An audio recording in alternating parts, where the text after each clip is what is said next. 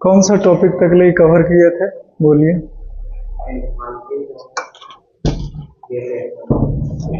Advantage of gravitational force.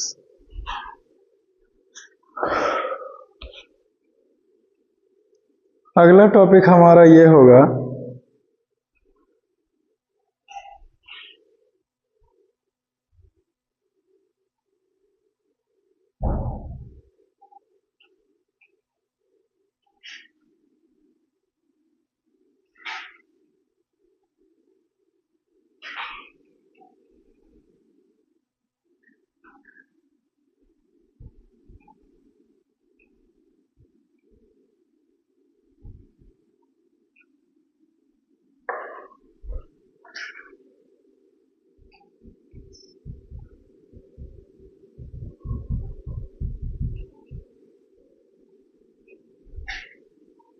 Next topic, that is the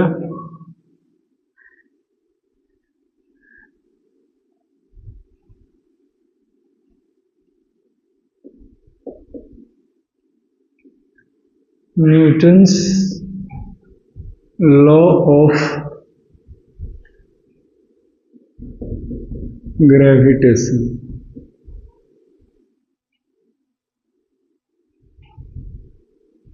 समझे?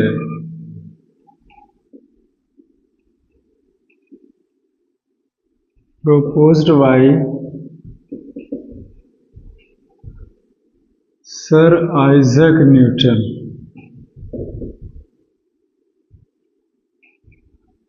चूंकि ये नाम ही है न्यूटन्स लॉ ऑफ मोशन या फिर न्यूटन्स लॉज ऑफ ग्रेविटेशन, इसीलिए इसको जो है वो किसने ये प्रपोज किया था। प्रपोज कहने का मतलब हुआ कि किसने बताया, किसने कहा सभी चीज़ों के बारे में कि पृथ्वी में जो है वो ग्रेविटेशन है क्या। तो हिस्ट्री वाले टॉपिक से पहले हमने एक स्टेप आगे बढ़ गए हैं, न्यूटन्स लॉ ऑफ ग्रेविटेशन। सबसे पहले तो आपने ये जान लिया कि ग्रेविटेशन क्या होता है और ग्रेविटेशनल फोर्सेस क्या होते हैं, राइट। उसके बाद आपने ये सीख लिया कि ग्रेविटेशन जो है वो इस पृथ्वी में है तो उसका क्या एडवांटेजेस हैं, क्या उसका फायदा है, राइट। तो अब समय ये आता है कि जैसे कि हमने आपको ये बताया कि पृथ्वी में जो है वो ग्रेविटेशन है, राइट। तो आप हमसे ये पूछिएगा कि सर कैसे पता चला, किसने पता लगाया कि पृथ्वी में जो है वो ग्रेविटेशन नाम का कुछ चीज है, कैसे पता चला, समझे। तो उसके पीछे एक हिस्ट्री है, एक इतिहास है, समझे, जिसको बोलते हैं हिस्ट्री ऑफ ग्रेविटेशन। आप लिखना नहीं है, बोलेंगे तब लिखना।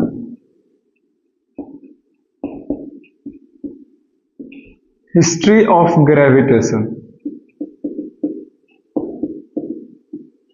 हिस्ट्री ऑफ ग्रेविटेशन, समझे। इस टॉपिक से पहले ये टॉपिक आता है, समझे, कि ग्रेविटेशन यानी कि गुरुत्वाकर्षण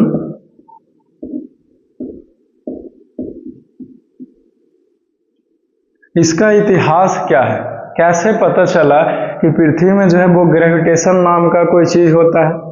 तो उसके पीछे का एक कहानी ये है, कहा यह जाता है कि जो न्यूटन्स हुए वो न्यूटन से एक पेड़ के नीचे बहुत ही गहरी चिंतन में बैठे हुए थे, टेंशन में, इस प्रकार से माथे पर हाथ रख करके ऐसे करके, ठीक है। वो फल जो है एप्पल के पेड़ के नीचे वो बैठे हुए थे, समझे। और फल जो है वो न्यूटन्स के सर के ऊपर आ करके गिरा और गिर करके नीचे ग्राउंड पे गिरा। वो सबसे पहले उनके सर पे गिरा, फिर नीचे ग्राउंड सरफेस पे। और फिर जब वो सेब को देखे तो उनके मन में ये ख्याल आया कि ये शेर आखिरकार उस पेड़ से नीचे गिरा तो गिरा कैसे, और नीचे गिर गया कैसे, ये तो ठीक है, लेकिन आखिरकार ये नीचे ही क्यों गिरा। ये जो प्रश्न थे वो न्यूटन्स के माइंड को बहुत ही ज्यादा चिंतन में डाल रहे थे, बहुत ही ज्यादा टेंशन उनको पैदा कर रहा था, ये जो थॉट था उनके पास। क्लियर है। तो फिर उन्होंने बहुत सारे, उधर साउंड उधर से आ रहा है, उधर नल से, एक्चुअली उस समय है कोई नहीं, लेकिन ऐसे ही होते रहता है, पता नहीं क्यों। देखो ना, सुबह में गए थे बंद करके, उधर नल से पानी जो है वो आ रहा था, तो अभी उसको टाइट किए नहीं तो ड्रॉप बाय ड्रॉप गिर रहा था। तो क्या बोलते हैं उसको, तो हिस्ट्री के बारे में डिस्कस कर रहे थे, हिस्ट्री ऑफ ग्रेविटेशन, ये है हमारा टॉपिक। तो फिर न्यूटन्स के मन में ये ख्याल आया कि ये सेब जो है वो नीचे गिरा कैसे और नीचे क्यों गिरा, ये सबसे बड़ा प्रश्न था उनको। तो उन्होंने कई महीनों तक, कई सालों तक लगी ये जानने का प्रयास किया कि नीचे क्यों गिरा, कैसे गिरा, किसने इसे गिराया। फिर उनके मन में ख्याल आया कि सेब ही नहीं बल्कि सेब के अलावा और भी बहुत सारे चीज हैं, जब पृथ्वी से ऊपर की ओर फेंकते हैं तो वो नीचे की ओर गिरता है और सही वस्तुएं जो है वो नीचे गिरने लगती है, राइट। तो ये कैसे संभव है, ये कैसे हो पा रहा है। तो उन्होंने फिर पता लगाया कई महीनों, कई सालों के बाद कि पृथ्वी में जो है वो ग्रेविटेशनल फोर्स है। कैसा फोर्स है? ग्रेविटेशनल फोर्स है।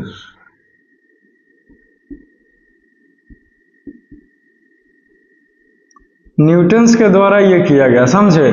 इन्होंने पता लगाया कि पृथ्वी में जो है वो ग्रेविटेशनल फोर्स है। कैसा फोर्स है? ग्रेविटेशनल फोर्स है, समझे। इस टॉपिक के बाद ये डील करूंगा, समझे। अभी इस पे ध्यान दीजिए। ग्रेविटेशनल फोर्स है पृथ्वी में, और ये ग्रेविटेशनल फोर्स जो है वो क्या करती है किसी भी चीज को, तो अपनी ओर अट्रैक्ट करती है। कैसा फोर्स है ये ग्रेविटेशनल फोर्स? तो अट्रैक्शनल फोर्स है। कैसा है? अट्रैक्शनल फोर्स है। अट्रैक्शनल फोर्स है मतलब अट्रैक्शन पैदा करता है, मतलब अट्रैक्ट करता है। क्या अट्रैक्ट करता है भाई? तो ऑब्जेक्ट को, समझे। और अट्रैक्ट कौन करता है? तो अर्थ करता है। यही चीज पता लगाया किसने? ये न्यूटन्स है, समझे। ये सब कुछ पता लगाया उन्होंने। फिर जब ये पता लग गया कि ये चीजें हैं, तो फिर उन्होंने ये नियम अपना दिया, समझे। न्यूटन्स लॉज ऑफ ग्रेविटेशन, ठीक है, इस प्रकार से। तो व्यक्ति तो सब होता है एक समान, समझे, लेकिन कोई साइंटिस्ट कैसे बन जाता है, कोई कुछ कैसे बन जाता है, तो उसके पीछे का रीजन जो है वो बहुत ही ज्यादा सिंपल है। रीजन ये है कि जैसे कुछ होता है तो वो उसके ऊपर विचार करता, सोचता है। जैसे दो ब्रेन्स हैं, left brain and right brain. अगर आप ब्रेन को देखिएगा तो ऐसे होता है, दो हिस्सों में होती है। अखरोट आपने देखा है, तो अखरोट में ऐसे लाइनिंग होती है ना बीच में, वैसे ही लाइनिंग होती है। और यहाँ पे अंदर जो है वो ऐसे, जैसे आप इसको ऐसे समझो जैसे कि दो टंकी है बड़ी सी बिल्डिंग के ऊपर, तो दोनों टंकी जो है वो ऐसे मोटी पाइप से ऐसे जुड़ी हुई होती है ना, ऐसे जुड़ी हुई होती है ना दोनों टंकी जी। तो वैसे ही ये दोनों ब्रेन अंदर से ऐसे कनेक्टेड रहता है, यहाँ पे अंदर से, समझे। तो एक तरफ क्रिएटिव ब्रेन्स है हमारा और एक तरफ लॉजिकल्स है, यानी कि मैथमेटिक्स, रीजनिंग वगैरह ये सब कुछ आती डील करता है। और एक तरफ क्रिएटिव ब्रेन्स है। क्रिएटिव ब्रेन्स है तो आप मैथमेटिक्स, लॉजिकल्स ऐसे ही डील कर लीजिएगा, समझे। इसका ये फायदा है, क्यों? क्योंकि आपके पास सोचने की शक्ति जो है वो अच्छा खासा है, आप इमेजिनेशन पावर आपका अच्छा है, समझे। तो साइंटिस्ट लोग कैसे पैदा होते हैं? इसी सोच के चलते ही पैदा होते हैं, समझे। तो क्या उन्होंने कहा? उन्होंने क्वेश्चंस किया। अगर कोई एक नॉर्मल बच्चा रहता तो वो क्या करता, एक नॉर्मल कोई जवान व्यक्ति रहता, तो आज भी कितने ऐसे लोग हैं जो बहुत सारे, जैसे आंधी तूफान ये सब चलता है तो सबसे पहले तो उनका ख्याल रहता है कि देखो भाई आम के पेड़ के पास जल्दी पहुंचना चाहिए, है कि नहीं, कहीं आम हमारे लिए खत्म ना हो जाए, इसीलिए पहले पहुंचते हैं। और कैसे गिरा उससे कोई लेना देना नहीं, आम उठाते हैं और घसा के जाते हैं, है कि नहीं। वो यहाँ तक ये भी नहीं सोचते, कम से कम ये नहीं पूछे कि ये फल नीचे क्यों गिरा, क्योंकि उन्हें लग रहा है कि आंधी के कारण गिरा। ठीक है, आंधी के कारण गिरा, लेकिन नीचे ही क्यों? आंधी के कारण ऊपर क्यों नहीं चला गया? आपके घर में क्यों नहीं आके गिर गया, है कि नहीं। तो ये तो नहीं पूछ रहे हैं। उसी के साथ साथ कम से कम आसान क्वेश्चन पूछना चाहिए था, ये फल जो है वो आखिरकार ये पका क्यों, ये फल पकता कैसे है पेड़ में। तो आप जब क्वेश्चंस करते हो किसी भी चीज के ऊपर, तब आपका ब्रेन्स जो है वो क्रिएटिव माइंड की ओर जो है वो भागने लगता है, समझे। ऐसा कुछ भी नहीं जो आप सीख नहीं सकते, हर एक चीज सीखा जा सकता है, समझे। तो साइंटिस्ट कैसे बना आपको पता चला, ये सोच से कोई भी व्यक्ति बनती है, ऐसे नहीं कोई बन जाता। सोच ही आपका है जो आपको और औरों से आपको अलग बनाता है, तो न्यूटन्स ने जो है वो इसके ऊपर ख्याल किया कि आखिरकार ये नीचे कैसे गिरा कैसे गिरा। अब फिर यहाँ पे कोई नॉर्मल लड़का क्या करता कि सोचा कि कैसे हुआ, तो फिर कहा अरे छोड़ो जाओ, 1 महीना हो गया, आपको पता ही नहीं चल रहा था क्या करें। इन्होंने महीनों दिन तक लगी, सालों तक लगी सब रिसर्च। जब आप 12th में जाइएगा तो आपको मेंडल्स का एक्सपेरिमेंट पढ़ना पड़ेंगे, समझे। तो उसमें जो है वो ये 12 साल तक लगी वो साइंटिस्ट एक्सपेरिमेंट किया, समझे। तो सोच सकते हैं कि कितना पागल होगा वो व्यक्ति, मतलब वो अपने काम के पीछे, है कि नहीं। फिर जाके उसे पता चला कि ऐसे होती है कि टॉल पौधा और शॉर्ट पौधा ऐसे होती है, ये पता लगा मेंडल्स ने। तो न्यूटन्स ने भी सालों के रिसर्च के बाद पता लगा कि पृथ्वी में जो है वो अट्रैक्शनल फोर्स है, जिसे हम लोग ग्रेविटेशनल फोर्स का नाम दिया। क्लियर। तो कैसे पता चला, ग्रेविटेशन नाम का जो चैप्टर आप पढ़ रहे हैं, ग्रेविटेशन आया कहां से, ठीक है। तो ऐसे ही आया, ठीक है, ऐसे ही आया, समझे। क्लियर होता। तो ये हमारा कुछ हिस्ट्री रहा इसी ग्रेविटेशन के बारे में बातें करते हुए, समझे। इसमें भी एक लाइन लिखाना पड़ेगा, कितना ही काफी है। Object,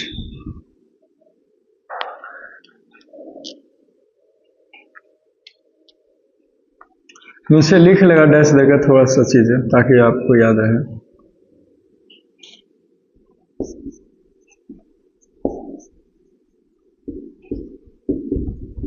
There was a story of Newton's. It was said that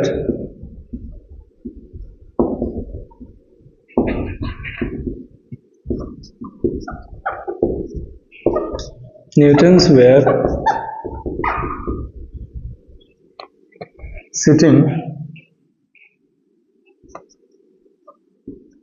under the shadow of an apple tree.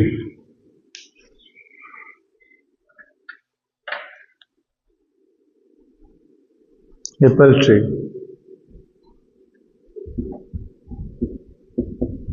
An apple falls down.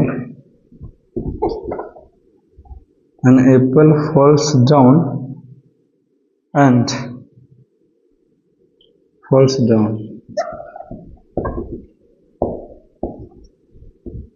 He immediately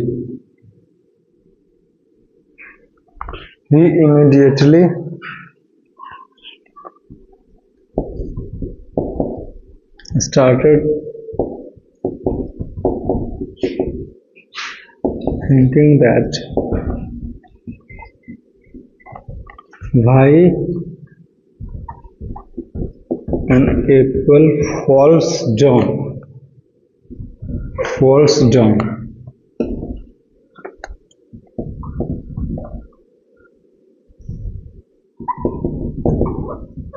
Finally,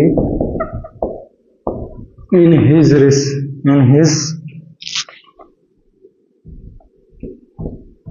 research, he found that there is attractional force in the earth.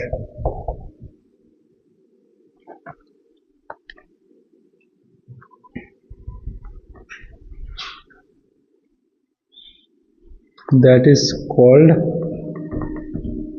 gravitational force.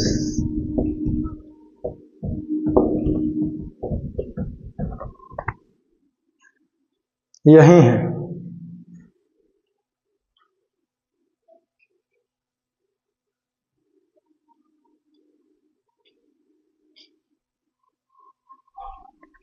और लिख सकते हैं।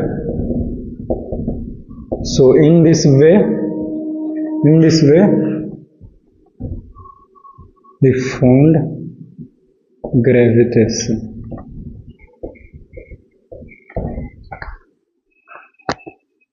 इस प्रकार से जो है वो इन्होंने ये पाया कि पृथ्वी में क्या है, ग्रेविटेशन नाम का कोई चीज़ है। ठीक है, ये शॉर्ट ट्रिक है ये शॉर्ट ट्रिक है जो आपको जल्दी से रिवाइज करने में मदद करेंगे, समझे।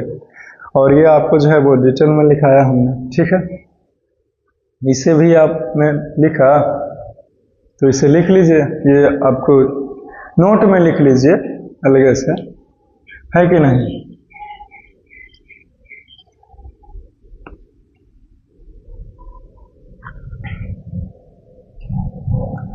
कि न्यूटन्स ने कहा ग्रेविटेशनल फोर्स के बारे में, कहा कि अट्रैक्शनल फोर्स है, अट्रैक्ट ऑब्जेक्ट करता है।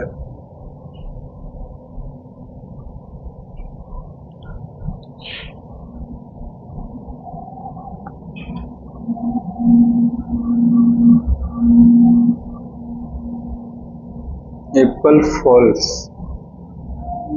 एप्पल जो है वो अर्थ पे नीचे गिरा तो इन्होंने सोचा और विचार किया।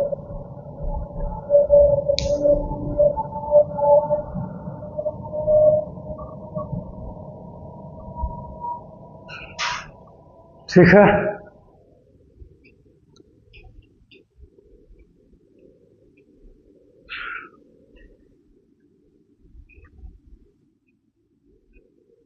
क्लियर। आई होप कि आपने इसे लिखा होगा, राइट। समझ गया। कुछ पूछना है हिस्ट्री में तो बोलिए, कुछ पूछना तो होगा ही नहीं, बस ये जानकारी के लिए था कि ये कैसे होता है। अगर आपसे कोई पूछे तो आप ये बता दीजिएगा, बचा देते हैं। आई होप कि आपने इसे लिखा होगा। चलिए ठीक है,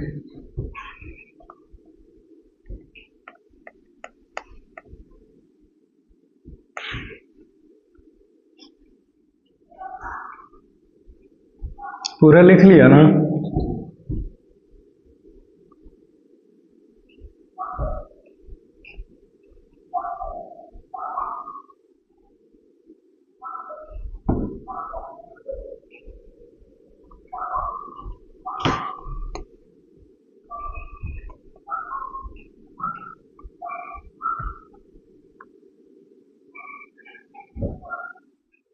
अब बोलिए इसको किधर लगाना है, वहां पे लगाना है या फिर वहां पे लगाना है, किधर बैठना पसंद कीजिए। उस तरफ। अगर आपको उस तरफ बैठने का मन है लेकिन बेंचेस वो चाहिए तो उसको इस तरफ कर सकते हैं, उसको इस तरफ कर सकते हैं, इसलिए सोच के बोलो किधर। ठीक है,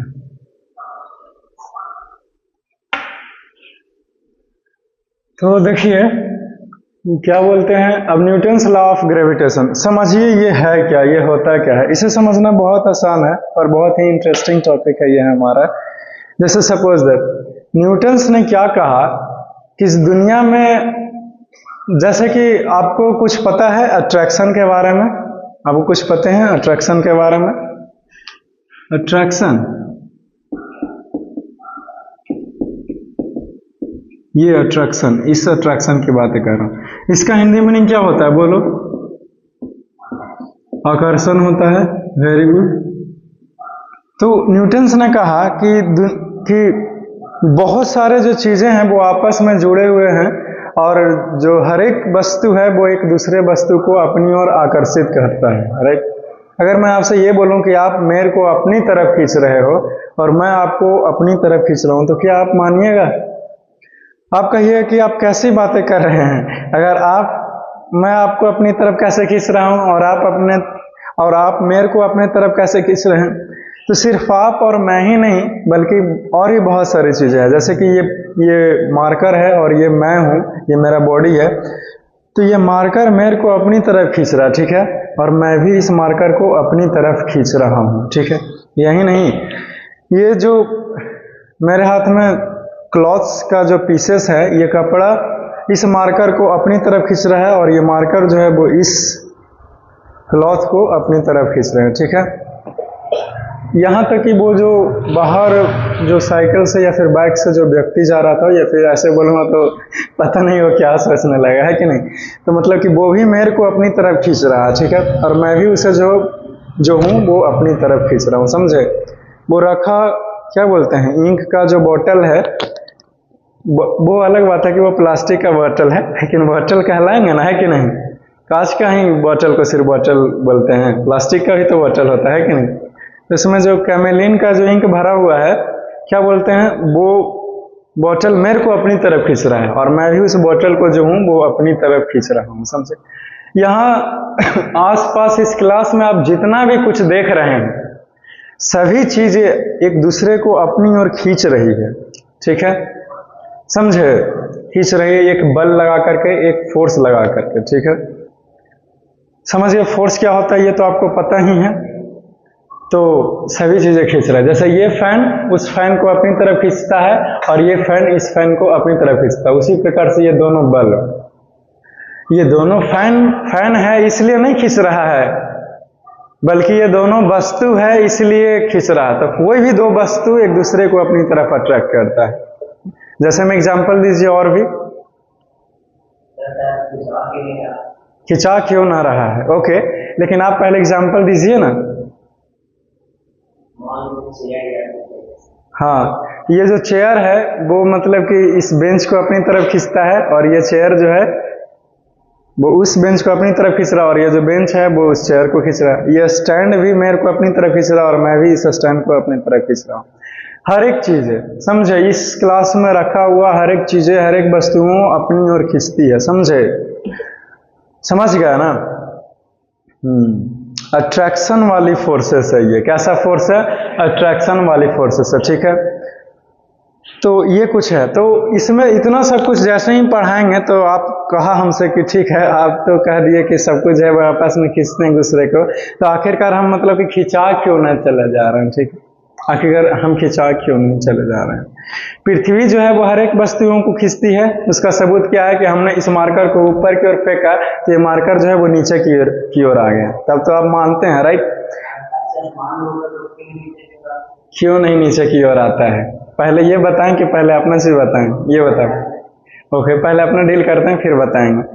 तो देखिए, जैसे कि क्या बोलते हैं, इसी चैप्टर में हर एक चीज का उत्तर है। जैसे जैसे आगे बढ़ेंगे सब चीजों का जो है वो क्लियर हो जाएगा आंसर। बहुत आसान से हैं लेकिन बहुत इंटरेस्टिंग भी हैं।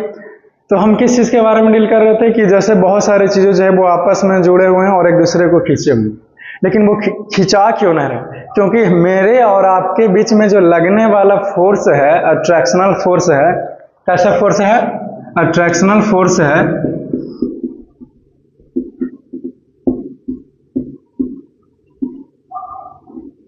ये नेग्लेजिबल है। ये क्या है? नेग्लेजिबल, समझे, यानी कि इतना कम है कि ना के बराबर है। ना तो आप नहीं बोल सकते हैं लेकिन बहुत ही ज्यादा कम है, समझे। इसीलिए मैं आपके पास नहीं चला जा रहा हूं और आप भी मेरे पास नहीं ही आ रहे हो, समझे। तो यही कुछ चीजें हैं, तो आप इसको जो है वो ख्याल रखिए, ठीक है। तो ये जो बेंच जो है वो उस टेबल को, चेयर को अपनी तरफ खींच रहा है और चेयर जो है वो बेंच को अपनी तरफ खींच रहा है, लेकिन दोनों है कि नहीं, कोई भी नहीं आ रहा है जी, है कि नहीं। कम से कम बेंच नहीं जा रहा है चेयर के पास, तो चेयर भी तो नहीं जा रहा है उसके पास, है कि नहीं। कोई भी एक चल जाता तो संतोष रहता है कि नहीं। इस प्रकार से दोनों एक दूसरे के पास ही, मतलब अपने अपने स्थान पे ही है। तो क्यों नहीं गया? क्योंकि ये दोनों के बीच में जो अट्रैक्शनल फोर्स लग रहा है वो बहुत ही ज्यादा कम है, बहुत ही ज्यादा कम है, समझे। इसीलिए ये दोनों अपनी जगह पे है, ठीक है। जैसे सपोज दैट इतना सा पेज का टुकड़ा लाओ, तो इतना सा सादा नहीं लाओ ना, लिखा हुआ किधर उनसे, उतना क्यों फाड़ देते हैं एक ही बार। इतना तो फिर भी बहुत दे दिए।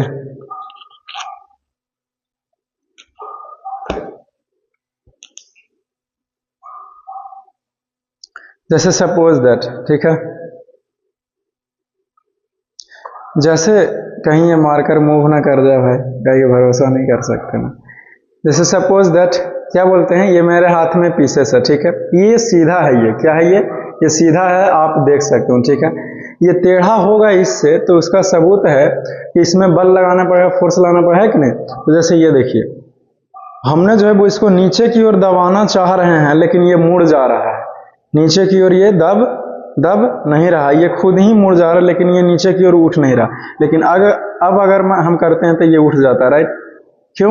क्योंकि हमने फोर्स जो है वो ताकत जो है वो ज़्यादा लगा दिया, समझे, इसीलिए ऐसा हुआ।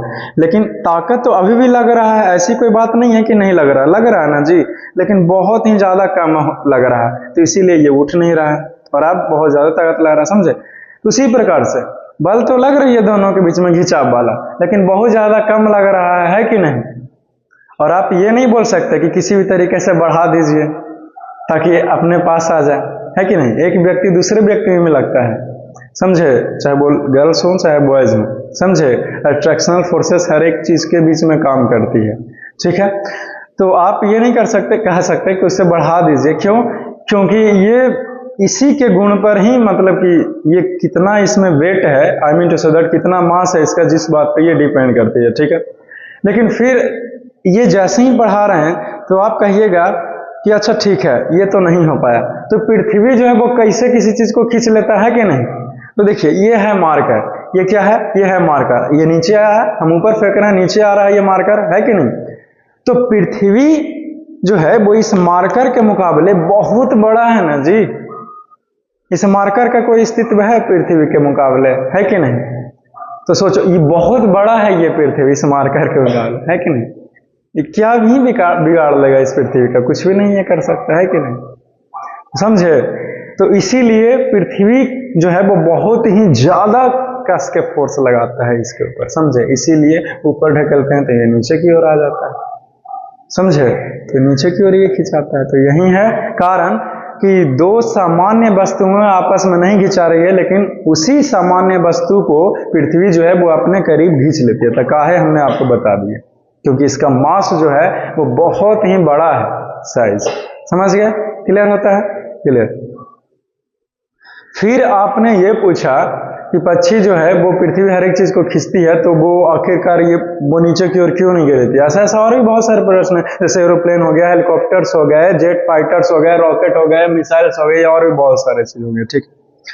देखिए ऐसा इसलिए क्योंकि जो बल ये लगा रहा है, ठीक है, उस बल से ज्यादा लगाया जा रहा है उस पक्षी के द्वारा, समझे, इसीलिए वो आसमान में उड़ रही है, समझे।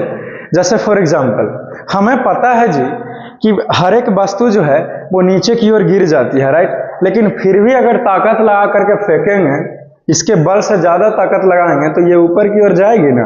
तो वही आंसर है इसका, समझे।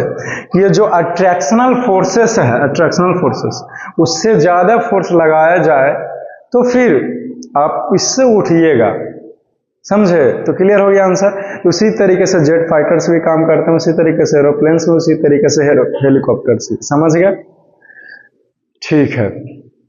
उसी प्रकार से जंपर्स जो है वो जंपिंग करता है कि नहीं। जैसे कि अभी पुलिस का जब बहाली निकला था तो बहुत सारे लोग फील्ड में जंप करते थे ना, है कि नहीं। तो पता है कि नीचे गिरना ही है, लेकिन फिर भी जब वो पृथ्वी के एक सर्टेन फोर्स से ऐसे उछलते थे तो 4 फीट 4.5 फीट ऐसे फान जाते थे, समझे। तो ये है इसका आंसर, क्लियर है, क्लियर है। तो अब देखिए, अब आखिरकार हमारा प्रश्न ये है, आखिरकार हमारा प्रश्न ये है, बहुत ही ज्यादा अगर हैवी तरीके से फोर्स लगाता तो फिर बहुत ही दिक्कत ना था, है कि नहीं, फिर दिक्कत था, है कि नहीं, समझे। इसीलिए तो पृथ्वी एकदम बहुत ही सोच समझ के, इसीलिए तो इसमें जीव है, एनिमल्स हैं, प्लांट्स हैं, पक्षी हैं, है कि नहीं, सब कुछ हैं, क्योंकि ये हमारे रहने के लायक है, क्लियर, क्लियर। अब देखिए, अब हमारा सवाल ये नहीं आता कि जो आपने हमसे पूछा हमने आपको बताया, मतलब मैं ये कह रहा हूं कि जो हमारा मेन टॉपिक जो मैं बताना चाह रहा था वो तो आपने मेन चीज तो आपको बताया ही नहीं है अभी तक, राइट। अभी तक तो हम आपके प्रश्नों का उत्तर ही दे रहे थे, अभी तक तो हम इस टॉपिक को बताया ही नहीं कि टॉपिक है क्या, होता क्या है, कहें किसे न्यूटन्स लॉ ऑफ ग्रेविटेशन या फिर लॉ ऑफ ग्रेविटेशन। न्यूटन्स ने दिया इसीलिए न्यूटन्स लॉ ऑफ ग्रेविटेशन, अगर आप देते तो आपका नाम यहाँ पे लगता है, फिर लॉ ऑफ ग्रेविटेशन होता है कि नहीं। तो ऐसे होता है, ठीक है। तो न्यूटन्स लॉ ऑफ ग्रेविटेशन होता क्या है, तो यही तो होता है जो उतना देर से बता रहा हूं कि हर एक वस्तुएं जो है, जैसे ये मुट्ठी और ये मेरा ये दूसरे हाथ का मुट्ठी, आपस में एक दूसरे को अपनी ओर खींच रहे हैं, ठीक है। मैंने ताकत लगा करके इसको पास में किया है, ऐसी कोई बात नहीं है कि खींचा गया, समझे। तो क्या बोलते हैं कि तो फिर एक लड़का आया हमारे से और बोला हमसे कि सर एक बात बताइए कि जैसे कि आपने कहा कि हम दोनों के बीच में लगने वाला फोर्सेस जो है वो बहुत ही ज़्यादा कम है। क्या है? बहुत ही ज़्यादा कम है। हम जानना ये चाहते हैं कि कितना कम है, उस फोर्स का वैल्यू क्या है। फोर्स का इस यूनिट न्यूटन होता है, राइट। तो कितना न्यूटन का फोर्स लग रहा है, मतलब कितना बल लग रहा है हमारे बीच में कि हम आखिरकार एक ना आप आते हैं मेरे पास ना हम जाते हैं आपके पास। तो फिर हमने 2 कदम चल करके उसके पास चला गया कि ठीक है भाई आप तो आ गए, आप बोलिए क्या बात है। तो कहा ऐसे नहीं, मतलब कि अपने मन से, जैसे कि बेंच और हमारे बीच में भी लग रहा है कि नहीं, मतलब हॉलीवुड मूवी वाला सीन कितना बढ़िया, एकदम ऐसे करते एकदम तुरंत पास आ जाता है कि नहीं। लेकिन ऐसा नहीं होता है। तो आखिरकार कितना न्यूटन्स का फोर्स लग रहा है, समझे। तो इसको अति क्लियर करने के लिए फार्मूला जो है, जो इसी से हमें फार्मूला प्राप्त होती है, समझे। तो देखिए ये होता क्या है, अब समय आ गया इसका। तो ये जो 2 वस्तुएं आपस में खिंचाती है ना, इसी वस्तु को का जो वैल्यू है अट्रैक्शनल फोर्स को निकालने के लिए, तो इससे हमें प्राप्त होती है। ये है क्या, इसका डिफिनीशन क्या होगा, तो देखिए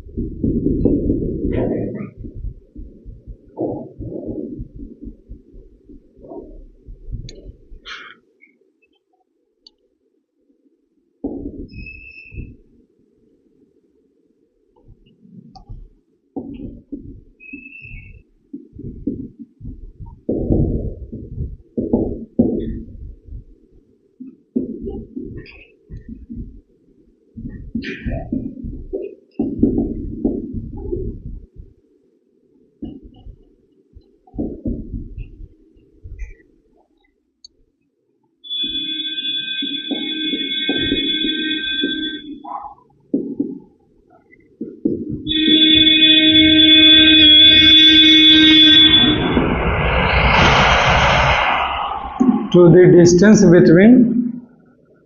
distance between these two inversely proportional. यहां से एक चीज छूट गया है, आप काटिए मत, रुकिए आप पहले। Inversely proportional to the square of the distance between them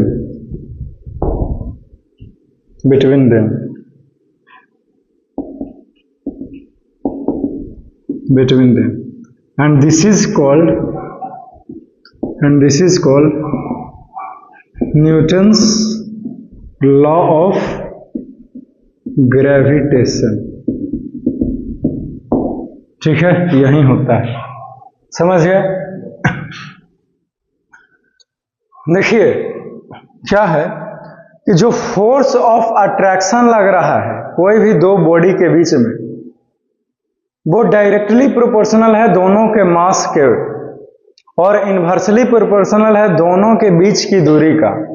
यही है न्यूटन्स लॉ ऑफ ग्रेविटेशन। ऐसे बोल के तो डिफिनीशन दे दिया होगा, लेकिन आपको नहीं पता चला होगा। क्यों? क्योंकि हमने बोला और आप भूल गए, तुरंत ही दिमाग नहीं पकड़ पाया।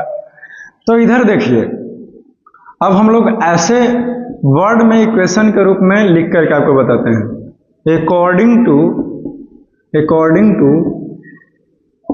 Newton's law of gravitation. ठीक है, तो ये न्यूटन्स लॉ ऑफ ग्रेविटेशन जो है वो उसके हिसाब से क्या होता है वो देखिए, फिगर से बताता हूं।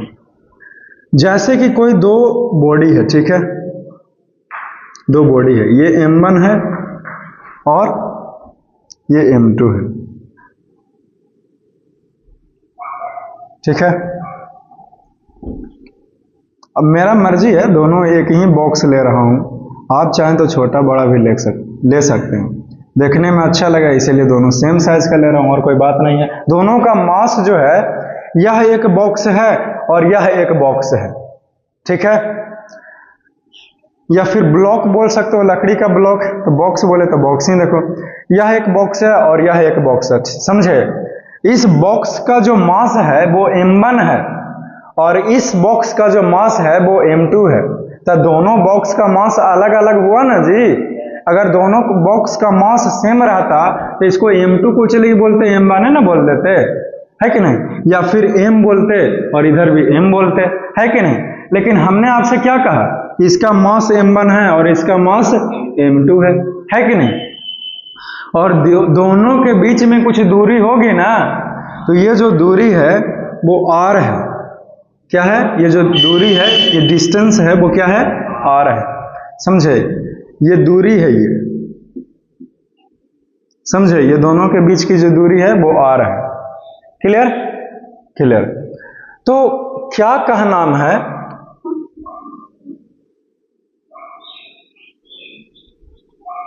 तो क्या कहा नाम है न्यूटन्स लॉ ऑफ ग्रेविटेशन का, कि ये और ये दो वस्तु के बीच का दूरी r है जिसका मास m1 है और m2 है। तो कहा नाम क्या है न्यूटन्स लॉ ऑफ ग्रेविटेशन का, वो समझिएगा। तो सबसे पहला कहा नाम है कि जो फोर्स ऑफ अट्रैक्शन वाला फोर्स लग रहा है, ठीक है, कि दोनों खींचता है, वो फोर्स जो है वो क्या है, कि वो फोर्स जो है वो डायरेक्टली प्रोपोर्शनल है m1 m2 के। क्या है, डायरेक्टली प्रोपोर्शनल है m1 m2 के, समझे। ये पहला चीज का नाम है, इसको इक्वेशन 1 कह दिया हमने। क्या कह दिया, इक्वेशन 1, ठीक है। डायरेक्टली प्रोपोर्शनल है, ये दोनों को गुना कीजिएगा ना तो फोर्स जो होगा ना वो डायरेक्टली प्रोपोर्शनल है। ये कहा नाम है, अभी फार्मूला नहीं दिए हैं, ये कहा नाम है। इसी के साथ ही में ही क्या कहा नाम है, एंड फोर्स जो है वो इनवर्सली प्रोपोर्शनल है इसके बीच का दूरी का स्क्वायर। इसके बीच का जो दूरी r है उसको स्क्वायर कीजिएगा ना, उसका इनवर्सली प्रोपोर्शनल है ये फोर्स। कैसा फोर्स है ये, अट्रैक्शनल फोर्स है। ये कैसा फोर्स है, अट्रैक्शनल फोर्स। ये अट्रैक्शनल फोर्स है। Clear clear. तो इसको हमने इक्वेशन 2 कह दिया। क्या कह दिया, इक्वेशन 2 कह दिया। Clear clear. अब लिखेंगे कि नाउ, यानी कि अब, ऑन कंबाइनिंग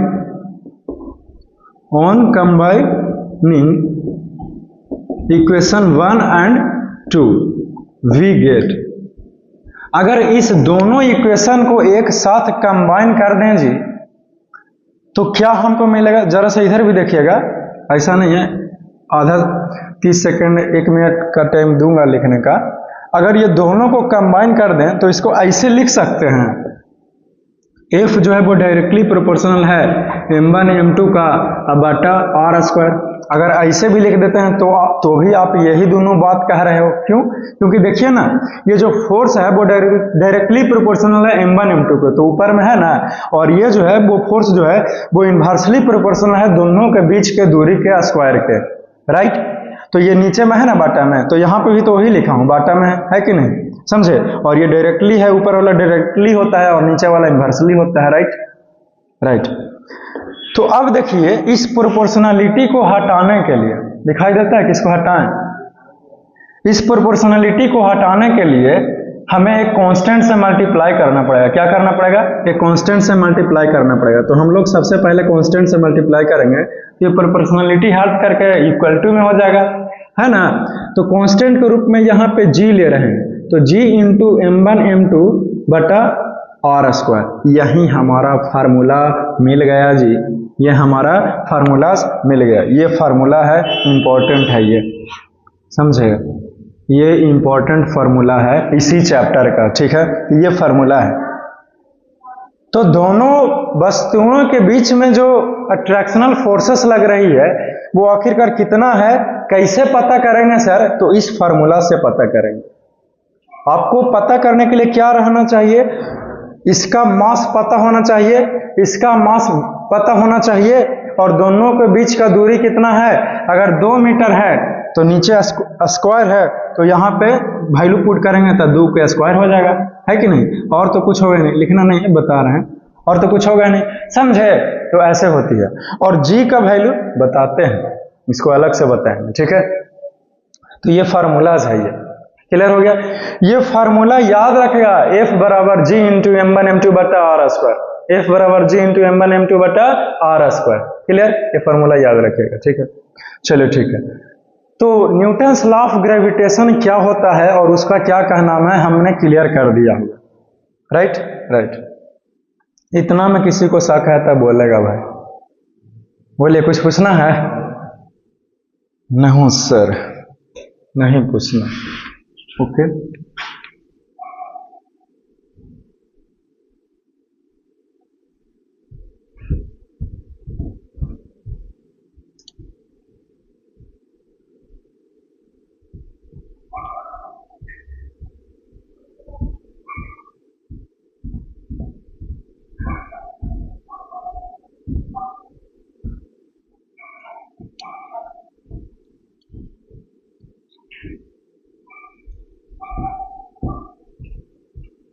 नहीं लिखे तो बढ़िया से लिखिए, बिना आपके लिखे हम मिटा नहीं सकते हैं भाई। आप हमको रुकने के लिए बोल सकते हैं, ऐसी कोई दिक्कत है नहीं।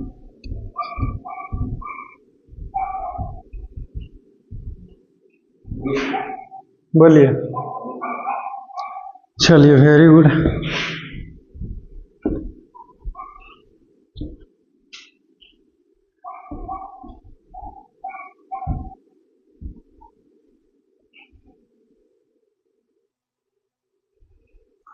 अब देखो, अब आपने जो कैपिटल जी के बारे में यहां पे कहा, समझे।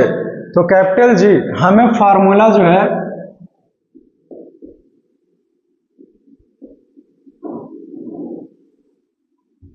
नोट में जानिए। जैसे हमें फार्मूला जो है वो मिला F बराबर G into M1 M2 by R square, ठीक है। या फिर आप ऐसे डायरेक्ट लिखो, चाहे नोट में, अगर नोट में लिख लिए हो तो रहने दो, नोटे में सही भाई, है कि नहीं। कैसे भी हो, बस आप सीखना चाहिए, ठीक है। तो ये फार्मूला जो है वो देखिए, ये M2 क्या है, तो मास ऑफ सेकेंड ऑब्जेक्ट,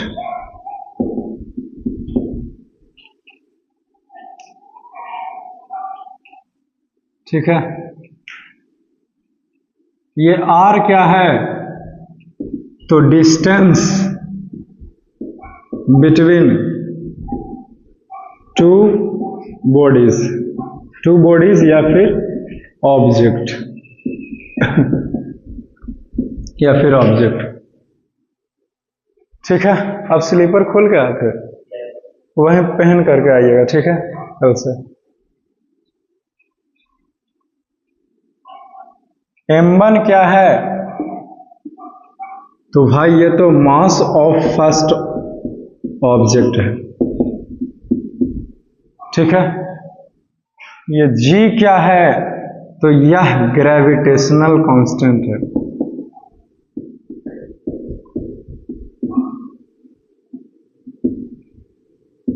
एक ग्रेविटेशनल कांस्टेंट है। आपको पता है कांस्टेंट के बारे में और वेरिएबल्स के बारे में। कांस्टेंट का एक्चुअली जब आपके कॉलर पे माइक लगे हो तो तलवार जैसा महसूस होता है, समझे। एनीवेज, तो ग्रेविटेशनल कांस्टेंट है। आपको कुछ पता है कांस्टेंट और वेरिएबल्स के बारे में। कांस्टेंट का वैल्यू जो है वो कभी नहीं बदलते हैं और वेरिएबल्स का वैल्यू हमेशा बदलते हैं। एक्स वाई वेरिएबल्स है, राइट। और कोई नंबर बोलते हैं 2 3, ये कांस्टेंट है। 2 2 ही रहेगा, 3 3 ही रहेगा, 4 4 ही रहेगा, समझे। तो कैपिटल जी क्या है, एक ग्रेविटेशनल कांस्टेंट है और इस ग्रेविटेशनल कांस्टेंट को जी से डिनोट करते हैं, समझे। और इसी ग्रेविटेशनल कांस्टेंट का जो वैल्यू होता है वो 6.67 into 10 to the power -11 newton metre square पर किलोग्राम स्क्वायर ये होता है, समझे। ग्रेविटेशनल कांस्टेंट है ये, ठीक है। तो आपसे कोई जी का वैल्यू पूछेगा, इधर देखिए, आपसे कोई जी का वैल्यू पूछेगा तो आप उससे कहिए 6.67 into 10 to the power 11 newton metre square पर kilogram square, newton metre square, हाँ वेरी गुड, यही बोलना है आपको, समझे। ये अगर आप चाहते हैं तो लिखा सकते हैं, ये इसका मतलब जो है वो ये न्यूटन है, न्यूटन पढ़ना है, और ये जो है वो मीटर है कि नहीं, मीटर है, ठीक है। और ये जो है इसके लिए स्क्वायर पढ़ना है आपको, है कि नहीं, और ये जो है इसके लिए पर पढ़ना है आपको, है कि नहीं, ये जो है इसके लिए किलोग्राम पढ़ना है आपको, किलोग्राम, और इसके लिए जो है वो स्क्वायर पढ़ना है। अब बोलिए आप पढ़ सकते हैं कि नहीं पढ़ सकते हैं? अब इससे आसान से कोई क्या बता सकता है, बोलिए। ये तो एबीसीडी की तरह हो गई है कि नहीं, न्यूटन मीटर स्क्वायर पर किलोग्राम स्क्वायर, इससे भी आसान, तब तो फिर एबीसीडी ना बताया पड़ेगा, है कि नहीं। तो ऐसे आप पढ़ सकते हैं, बहुत आसान रहता है चीजों को सीखना, है कि नहीं, आपको लगता है ना। ये जो है ये क्या है, हाँ ये अट्रैक्शनल फोर्स है, जो फोर्स ऑफ अट्रैक्शन है ना दोनों बॉडी के बीच में, वही है, ठीक है। तो ये है, तो इस फार्मूलाज में हमने आपको सब कुछ बता दिया, राइट, कि कैसे होगा। क्लियर है यहाँ तक, लेकिन सब कुछ एकदम स्पष्ट है। ये फार्मूलाज को प्रूफ हमने किया, और ये फार्मूला को डिटेल में जो है वो डेराइव भी करके आपको हमने बताया, राइट।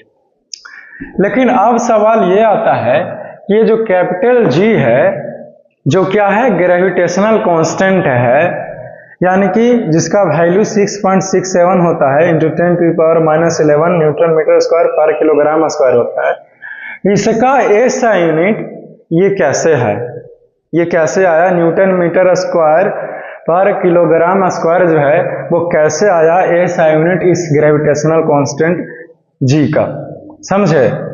तो यहां तक अगर आपने लिखा होगा तो हम लोग जो है वो आगे की ओर बढ़ सकते हैं, ठीक है। लिख लिए हैं, बोलिए।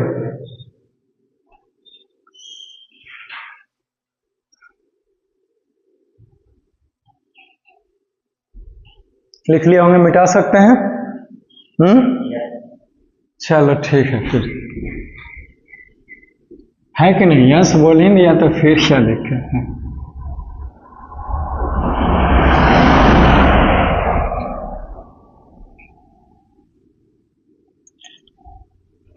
बहुत ज्यादा कहाँ पढ़ाते हैं, कि बहुत ज्यादा बोल के पढ़ाते हैं, कि बहुत ज्यादा मेहनत करते हैं, नहीं लगता है कि नहीं, बच्चे तो सब तरह के ना होते हैं, है कि नहीं। जैसे वहाँ स्कूल से सब में देखते हैं कि कुछ कुछ बच्चे जो है वो पढ़ाई के डर से डरते हैं, समझे।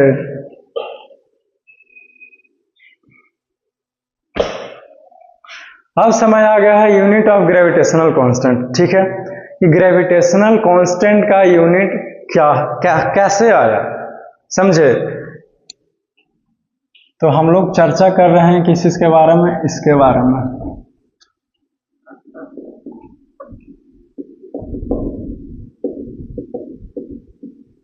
Gravitational constant, that is the capital G.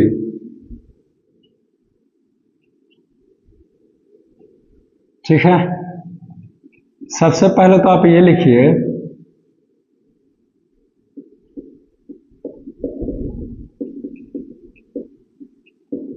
कि ग्रेविटेशनल कांस्टेंट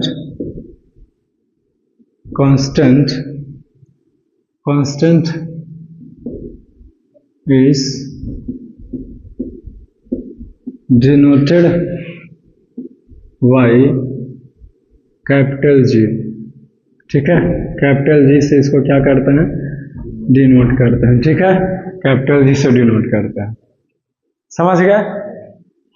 और जानिए इसके बारे में कि the SI unit of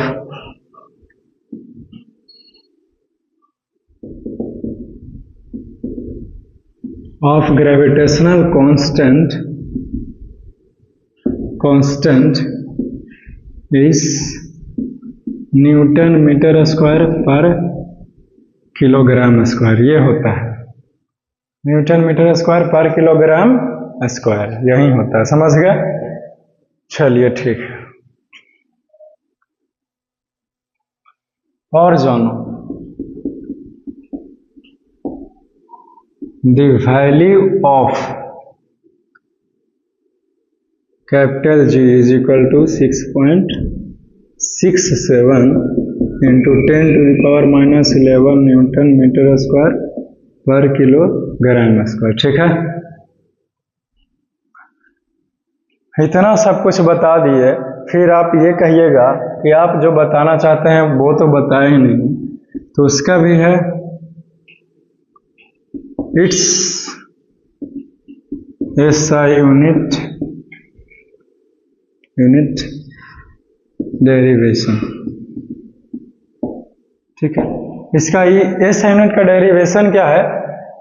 derivation का मतलब हुआ हमने जो डिस्क्राइब किया है वो कैसे पता किए हैं। इसको बहुत आसान है, लिखेंगे कि according to law of gravitation. किसके हिसाब से? लॉ ऑफ ग्रेविटेशन के हिसाब से। क्या होता है बोलिए? F बराबर अभी अभी पढ़ाए हैं G इंटू M1 M2 बटा R स्क्वायर, अभी अभी हमने आपको बताया, राइट। तो यहां से क्या हो जाएगा जी? सबसे पहले तो तिरछा तिरछी गुना कर दो। यहां से ऐसे लिख सकते हैं क्या? G बराबर F into F R square बटा, ऐसे लिखेंगे। इधर देखिए, लिखिए मत, इधर देखिए। अगर ऐसे लिखे तो आपको पता चला कि ये कैसे आया। कि एक स्टेप और बढ़ाएं, बोलिए। अगर बोलिएगा तो बढ़ा देंगे, R हो जाएगा और ये G M1 M2 हो जाएगा। तिरछा तिरछी गुना किए हैं, है कि नहीं? तो यहां से क्या हो जाएगा बोलिए? F गुना R स्क्वायर है तो R गुना R करेंगे, नहीं तो फिर R स्क्वायर ही रहने देंगे, है कि नहीं? तो क्या हो गया? ये बराबर हो गया। ठीक है, अब ये G है तो G को यहीं पे छोड़ दिए और बाटा में नीचे M1 M2 को ले आए। अब इसको जो है वो सरिया देंगे, तो G बराबर F गुना R स्क्वायर बटा M1 M2। ठीक है, अब देखिए ये जो G बराबर है, फोर्स का SI यूनिट क्या होता है? न्यूटन होता है। वेरी गुड, न्यूटन होता है। और डिस्टेंस का क्या होता है? मीटर होता है। डिस्टेंस का SI यूनिट मीटर होते हैं, समझे? और चूंकि इसके ऊपर स्क्वायर है, इसीलिए हम लोग स्क्वायर चढ़ा देंगे जी, है कि नहीं? और देखिए अब यहाँ पे M1 क्या है? मॉस है, और M2 भी क्या है? मॉस है। तो मॉस का SI यूनिट किलोग्राम होता है कि नहीं? कैसे नापेगा किसी का मास को? चाहिए तो केजी में ना, सेंटीमीटर में नापेंगे, तो क्या लीटर में नापेंगे, है कि नहीं? किलोग्राम में ना। तो बस वही चीज है और कुछ। तो ये देखिए किलोग्राम गुना, इधर देखिएगा, है कि नहीं? बार बार लिखते ना रहिएगा। अब फिर से किलोग्राम है, फिर दूसरा का मास ना है जी। पहला का मास के लिए तो किलोग्राम दे ही दिए, SI यूनिट मास का। और एगो और ना है, तब एगो और ना लिखेंगे किलोग्राम। इतना क्या सोचना, है कि नहीं? सब कुछ एक एक चीज तोड़ तोड़ के बता रहे हैं, फिर भी कंफ्यूज हैं। एक इसके बदले लिख दिए तो इसके बदले भी हो गया। दो मास ना है जी, है कि नहीं? M1 M2, जैसे पहला का मास 2 kg है, दूसरा का मास 4 kg है कि नहीं? तो दोनों के गुना करेंगे तब ना ये डायरेक्टली प्रोपोर्शनल होगा, है कि नहीं? तो सर तो गुना करेंगे तो kg का स्क्वायर हो जाएगा, है कि नहीं? तो kg का स्क्वायर कर दो, कौन रोक रहा है कि नहीं? समझे? kg का स्क्वायर करेंगे। देखिए तो आप सही, मेरे पास तो नीचे जगह ना है भाई, है कि नहीं? समझे? आप लोग ना दिलदार आदमी, आप लोगों के पास खूब जगह रखता है। हम लोग तो क्या ही कर सकते हैं, यहां से शुरू कर सकते हैं, है कि नहीं? तो ये देखिए G बराबर, यहां पे देखिए, लिखिए नहीं, इधर देखिए, ये न्यूटन है जी, तो न्यूटन को एन से डिनोट करते हैं कि नहीं, जे पहले बताइए। और यहाँ पे मीटर है जी, गुना था तो गुना पहले दे देते हैं, कोई बात नहीं है, बढ़िया से लिखो। जैसे ये न्यूटन है, गुना है तो गुना दे देते हैं, ये देखो। ये देखो मीटर है तो मीटर को एम से डिनोट करते हैं। ये क्या है, स्क्वायर है, तो ये स्क्वायर चढ़ा देते हैं, ठीक है, जैसे है वैसे। बाटा का साइन था, बाटा दे दिए, कोई दिक्कत है कि किलोग्राम को केजी से, अब बीच में गुना है ना, गुना दे दिए। और किलोग्राम है यहाँ पे देखिए, तो इसको लिए भी केजी लिखेंगे, कोई दिक्कत हुआ, कोई दिक्कत नहीं होगा, चिंता मत कीजिए। देखिए इधर ये न्यूटन है, न्यूटन है, आई मीटर है तो मीटर का स्क्वायर है तो कौची हो जाएगा, मीटर स्क्वायर हो जाएगा, है कि नहीं। सबको गुना करेंगे तो एन एम स्क्वायर हो जाएगा ना। आई बाटा है तो बाटा दे दिए, आई केजी केजी गुना होके कौची होगा, केजी स्क्वायर, है कि नहीं। तो इधर देखिए, अगर ऐसे रहता है 2/4, तो इसको ऐसे नहीं लिखते हैं हम लोग, ऐसे भी लिखते हैं ना कभी कभी मैथमेटिक्स के भाषा में, है कि नहीं। 6/3 है तो इसको ऐसे भी लिखते हैं ना भागा में, समझे। तो ये देखिए, ये बराबर हो जाएगा एन एम स्क्वायर, इसको ऐसे कर देंगे, है कि नहीं। तो इसको बाटा ना पढ़ के पर पढ़ते हैं, जब इसको आप इस रूप में लिखते हैं तो पर पढ़ते हैं, लेकिन उसका मतलब ही भागा ही होता है, मतलब ही भागा में ही है। जब इसको फिर से सरियाएंगे तो फिर से यही रूप में आ जाएगा भाई, है कि नहीं, रूप बदलेगा नहीं। क्लियर, क्लियर, चलिए ठीक है। अब देखिए इसी चीज को ऐसे भी लिखते हैं, newton metre square KG in -2, मतलब inverse, inverse square 2, inverse square, inverse square 2, समझे। तो newton metre square kilogram inverse square 2, ठीक है। क्योंकि इनवर्स में स्क्वायर है कि क्यूब है कि वन है, बोलिएगा ना, है कि नहीं। या फिर ऐसे बोलिए newton metre square KG square -2, inverse -2, square ना बोल करके इनवर्स -2, लेकिन इनवर्स बोलना जरूरी। तो आप इसको बोलिए, हम हमेशा इसका इस्तेमाल करते हैं, ये आसान है, न्यूटन मीटर स्क्वायर पर किलोग्राम स्क्वायर। तो ऐसे न्यूटन मीटर स्क्वायर पर kilogram, per kilogram inverse square 2, per kilogram inverse square 2, newton metre square पर किलोग्राम, पर नहीं बोल सकते हैं क्योंकि इसके बदले तो लिखे नहीं है। इधर देखिए, newton metre square kilogram inverse square 2, newton metre square kilogram inverse square 2, ऐसे पढ़ेंगे इसको, समझे, समझे। क्लियर है, क्लियर है। तो यहां तक जो है वो लिख लीजिए। आई होप कि टाइम हो ही गया होगा, नहीं हुआ, हाँ हो गया जी, 1 घंटा आपने पढ़ लिया कि टाइम से आइएगा ना 6 बजे तो एकदम शुरू कर देंगे हम, समझे। तो कितना बजा हुआ, 7:30 से तो ऊपर हो ही गया।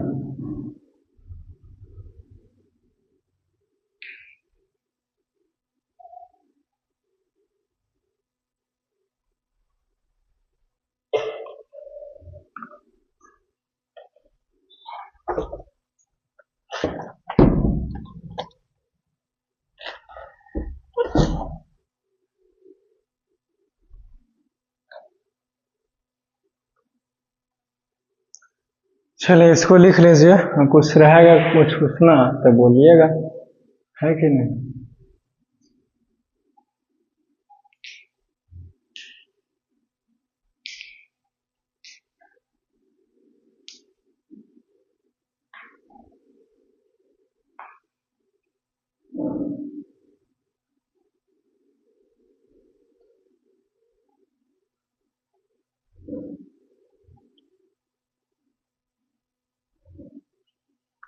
इसको जो है वो फेयर कप में बढ़िया से अभी से ही बनाते चलिए, ठीक है।